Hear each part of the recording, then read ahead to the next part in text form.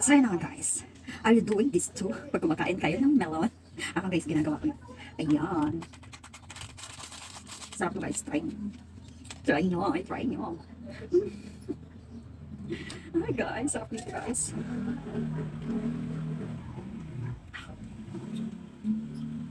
Masarap yung melon, matamis. And then, nilagyan ko ng gatas. Pampainom ng guys.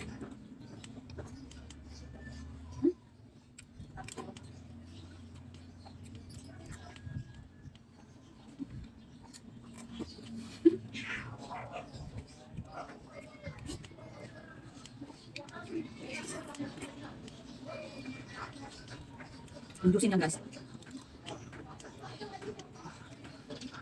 Hilip na hilip yung melon.